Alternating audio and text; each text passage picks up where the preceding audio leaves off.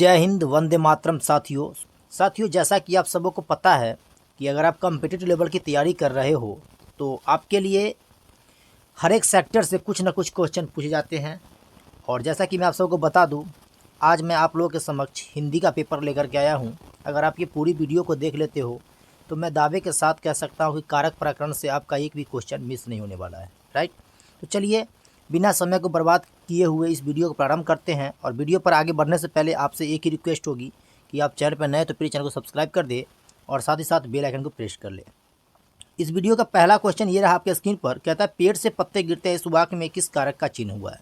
सबसे पहले तो आप आसान भाषा में समझो कि पेड़ से पत्ते गिरते हैं, यहाँ पर क्या हो रहा है, लगाव हो रही है, अलगाव हो रही है। तो यहाँ पर मैं देखूँ तो अलगाव हो रही है। पेड़ से पत्ते जो गिर रहे हैं वह पुनः पेड़ में जाकर के नहीं जुटने वाले हैं। राइट, तो जहाँ पर लगाव होती है और जहाँ पर अलगाव होती है, यहाँ पर दो कारण आपको याद रखना है। जहाँ पर लगाव तो वहाँ पर करण कारक, जहाँ पर लगाव होगी वहाँ पर करण कारक होगा, और जहाँ पर अलगाव होगा वहाँ पर क्या होगा, तो आपका वहाँ पर आपादान कारक होगा। कर्ता ने अह पहचान होता है, कर्म को अम, करण से एन, संप्रदान को के लिए, और आपादान से। यहाँ पर आपादान मतलब यहाँ पर आत का प्रयोग किया जाता है संस्कृत के अकॉर्डिंग।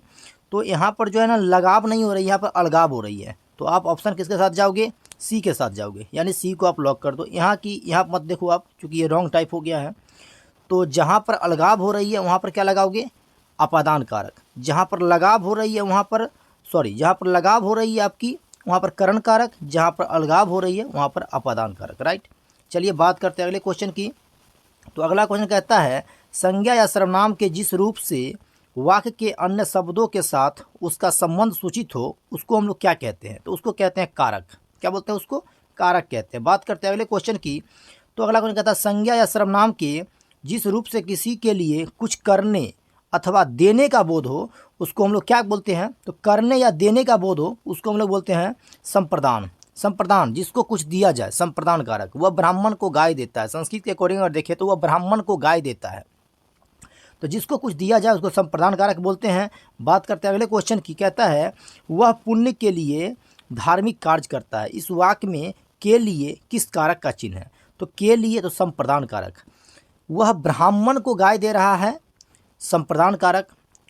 किसी को कुछ दिया जाए तो देने की जब बात होगी तो क्या होगी, संप्रदान कारक। ठीक है, बात करते हैं अगले क्वेश्चन की। गीता भिखारी को भिक्षा देती है, इस वाक्य में भिखारी को कारक का चिन्ह क्या है। तो इसमें कारक का चिन्ह संप्रदान कारक। मैंने जस्ट कहा अभी, जिसको किसी को अगर आप कुछ दे रहे हो तो संप्रदान कारक। दोस्तों मैं आपको बता दूं, अगर ये पूरी वीडियो अगर आप देख लेते हो ना तो मैं पूरी कारक प्रकरण आपकी कंप्लीट करवा दूंगा यहाँ पर। बस ये एमसीक्यू है और एमसीक्यू को देख करके मैं आपको थ्योरी पूरा जो ना एक्सप्लेन करने की कोशिश करूँगा। कहता है संज्ञा या सर्वनाम का वह रूप जिसके द्वारा किसी वस्तु के अलगाव का बोध हो, और अलगाव का बोध हो उसको क्या कहते हैं। तो मैंने जस्ट अभी बदला है, जहाँ पर लगाव हो वहाँ पर करण कारक, और जहाँ पर अलगाव हो वहाँ पर आपादान कारक। राइट, तो याद रखिएगा लगाव और अलगाव की बात। राइट, बात करते हैं अगले क्वेश्चन की। कहता है 7वां नंबर क्वेश्चन, तेज छात्रों को इनाम दिया गया, रेखांकित शब्दों के कारक बतलाइए। तो यहाँ पर क्या हो जाएंगे, संप्रदान कारक। राइट, और मैं अलमारी से पुस्तक निकालता हूँ, तो इसमें कहता है वाक्य में से, ये जो में से है ना, ये कारक कौन सा है, ये कारक है आपका अपादान कारक है। ठीक है, और कारक के कितने भेद होते हैं तो सबको पता होगा, कारक के कुल 8 भेद होते हैं। कर्ता, कर्म, करण, संप्रदान, आपादान, अधिकरण, संबंध और संबोधन। राइट, तो संबोधन को कारक की श्रेणी में नहीं रखा जाता है, क्योंकि ये इसका जो है ना संबोधन जो है ना प्रथमा के अकॉर्डिंग चलता है। तो आप लोग यहाँ पर याद रखिएगा, कारक के कर्ता, कर्म, करण, संप्रदान, आपादान, अधिकरण, संबंध और संबोधन को यहाँ पर आप लोग काउंट नहीं कीजिएगा। तो यहाँ पर जो है मुख्य रूप से इसके 7 ही भेद होते हैं, लेकिन अगर ऑप्शन के अकॉर्डिंग जाया जाए तो 8 भेद यानी एक संबोधन को हम लोग काउंट कर लेते हैं। ठीक है, चलिए बात करते हैं अगले क्वेश्चन की। कहता है मोहन कलम से लिखता है, इसमें कौन सा कारक है। तो मैंने जस्ट बतलाया है, कलम से लिख रहा है यानी मोहन का कलम के साथ लगाव तो हो रहा है ना जी, तो कर्ता इसमें नहीं होगा, कर्म नहीं होगा, आपादान नहीं होगा, तो हो क्या जाएगा, इसमें हो जाएगा आपका करण कारक। करण कारक में क्या होता है, लगाव होता है। वह साइकिल से घर जाता है, इसमें साइकिल से घर जा रहा है यानी उसका माध्यम क्या है, साइकिल। अगर मैं सेंटेंस ले लूँ, गीता जो है ना वो संस्कृत पढ़ती है, तो वो पुस्तक के माध्यम से पढ़ रही है। तो गीता जो है ना कॉपी पर लिखती है, तो वो कॉपी उसका माध्यम हो जाएगा। इस प्रकार से याद रखिएगा, जहाँ पर लगाव होगा वहाँ पर जो है ना करण कारक चिन्ह आउट करेंगे, राइट। कहता है धोने के लिए धोबी को कपड़ा दिया, इस वाक्य में धोबी को कौन सा कारक है, राइट। तो धोबी को जो है ना ये कर्म कारक है। आपने पढ़ा होगा कर्ता ने, इसकी पहचान चिन्ह क्या होती है, ने। कर्म को, तो कर्म को तो धोबी को, राइट। कर्ता का चिन्ह क्या होता है, तो कर्ता का चिन्ह होता है ने। अभी जस्ट चर्चा किया हूँ, कर्ता का चिन्ह क्या होता है, ने। तो आप जो है ना ये क्वेश्चन आपको जो दिख रहा है ना, ये सारे के सारे इजी लेवल के क्वेश्चन हैं। आप बड़े ही आसान से मार सकते हो, लेकिन यही चीज़ अगर आपको नहीं पता है तो आप जो है ना यहाँ से 1-2 नंबर गलती करके आ जाते हो, राइट। कहता है निसीन बाबू प्यास से छटपटाने लगे, इस कथन में प्यास से में कौन सा कारक है। यहाँ पूछ रहा है प्यास से छटपटा रहे हैं, राइट, नितिन बाबू, तो ये कर्ण कारक है। लगाव हो रहा है ना, नितिन बाबू का जो है ना प्यास के साथ लगाव हो रही है, राइट, तो कर्ण कारक के साथ आप जाइएगा। बात करते हैं अगले क्वेश्चन की। कहता है कर्ण कारक का चिन्ह क्या होता है, तो मैंने जस्ट अभी बताया कर्ता ने कर्म को आकरण से, तो क्या होता है, कर्ण से, यानी ए के साथ जाइएगा। बात करते हैं अगले क्वेश्चन की। अगला क्वेश्चन कहता है कर्म का चिन्ह क्या होता है, तो कर्ता ने कर्म को, क्या हो जाएगा, कर्म को, तो यहाँ पर धोखा से ना की टाइप हो गया, कर्ता ने कर्म को, राइट, तो को के साथ जाइएगा, यानी कि ए ऑप्शन के साथ आप लोग जाइएगा। बात करते हैं अगले क्वेश्चन की। कहता है के लिए किस कारक का चिन्ह है, के लिए की बात कर रहा है संप्रदान कारक, के लिए संप्रदान कारक, राइट। बात करते हैं अगले क्वेश्चन की। कहता है गंगा गंगोत्री से निकलती है, बहुत अच्छी क्वेश्चन है। गंगा गंगोत्री से निकलती है, इस वाक्य में किस कारक का भी चिन्ह है, तो गंगा गंगोत्री से निकलती है। अब मुझे बतलाओ गंगा गंगोत्री से निकलती है तो पुनः क्या गंगा गंगोत्री में जाएगी, नहीं, वहाँ से वो अलगाव हो रही है, अपादान कारक, राइट। तो अब बी के साथ जाएंगे, अपादान कारक के साथ जाएंगे। वह कुल्हड़ी से पेड़ काटता है, इस वाक्य में से किस कारक का चिन्ह है, तो करण कारक। पेड़ काटने का माध्यम क्या है, तो कुल्हड़ी, राइट। गंगा जो है ना गंगोत्री से निकल रही है, तो निकलने का माध्यम क्या है, गंगोत्री, पुनः गंगोत्री में वो जाकर नहीं मिलेगी, तो गंगोत्री आपका हो गया आपका जो है ना अपादान कारक, और यहाँ पर कुल्हड़ी से पेड़ काटा जा रहा है, यानी कि कर्ण कारक, राइट। बात करते हैं अगले क्वेश्चन की। कहता है श्याम, राम ने श्याम को बुलाया, इस वाक्य में को किस कारक का चिन्ह है, तो राम ने श्याम को बुलाया, तो कर्म कारक, कौन सा कारक, कर्म कारक। हे ईश्वर मेरी रक्षा करो, इस वाक्य में हे ईश्वर किस कारक की विभक्ति है, तो यहाँ पर 4 ऑप्शन आपके सामने में है, राइट जो होगा किसके साथ, संबोधन कारक, संबोधन के साथ। हे ईश्वर जहाँ पर किसी को पुकारने की भाव स्पष्ट हो, हे सीते, हे राम, तो पुकारने की भाव प्रकट हो रही है, तो आप लोग जाएंगे सी के साथ। शब्द प्रकरण में पहला क्वेश्चन बनता है आपका, जिन शब्दों के खंड किए जाने पर कोई अर्थ न निकले, सिंपल भाषा में उसको रूढ़ कहते हैं। जिन शब्दों के खंड किए जाने पर कोई अर्थ न निकले, जैसे नाक शब्द की अगर खंड किया जाए तो कोई शब्द नहीं निकलेगा, राइट, तो उसको रूढ़ कहेंगे। अगला क्वेश्चन कहता है निम्न में योग रूढ़ शब्द कौन है, तो योग रूढ़ इसमें क्या है, लंबोदर। योग रूढ़ शब्द जो है ना इसमें क्या हो जाएगा, लंबोदर। अगला कहता है निम्न में तत्सम शब्द, तो तत्सम के बारे में आपने अच्छे से पढ़ा है। हिंदी में संस्कृत के मूल शब्द को हम लोग क्या बोलते हैं, तत्सम कहते हैं।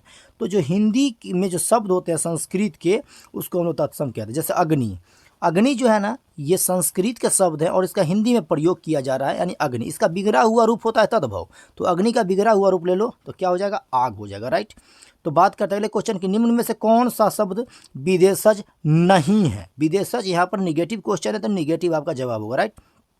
कौन सा शब्द जो है ना विदेशज नहीं है, चलिए विदेशज किसको बोलते हैं, पहले सबसे पहले जानिए कि विदेशज उसको कहते हैं जिसका जन्म विदेश में हुआ है। हॉस्पिटल का जन्म तो विदेश में हुआ है, डॉक्टर का भी हुआ है, और जो है टेबल का भी जो है ना विदेश में हुआ है, लेकिन लोहा शब्द जो है ना ये विदेशज नहीं है, तो डी के साथ जाइएगा, राइट। बात करते हैं अगले क्वेश्चन की। कहता है तत्सम के विशेष रूप को क्या कहते हैं, तो तत्सम के विशेष रूप को हम लोग तद्भव कहते हैं, यानी तत्सम के बिगड़े हुए रूप को क्या कहा जाता है, तद्भव कहा जाता है। रूपांतर की दृष्टि से शब्द के कितने भेद होते हैं, तो आप लोगों ने अच्छे से पढ़ा होगा, 2 भेद होता है। रूपांतर की दृष्टि से शब्द कितने भेद, 2 भेद, विकारी और अविकारी। विकारी के अंतर्गत 4 आते हैं, संज्ञा सर्वनाम विशेषण और क्रिया, और अविकारी के साथ आते हैं विचार, क्रिया विशेषण, संबंधवाचक, समुच्चयवाचक और विस्मयादि बोधक, राइट। निम्न में से कौन सा शब्द देशज नहीं है, फिर से नेगेटिव क्वेश्चन, देशज नहीं है, क्या बतलाइए मुझे। स्टेशन जो है आपको जो है ना दिख रहा है विदेश, देशज शब्द नहीं।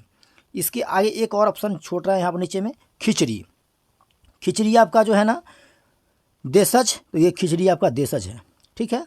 तो देशज शब्द में कौन कौन है, लोटा भी देशज है, पगड़ी भी देशज है, और खिचड़ी भी आपका देशज है, लेकिन स्टेशन शब्द जो है ना ये देशज शब्द नहीं है, ये भी देशज है, राइट।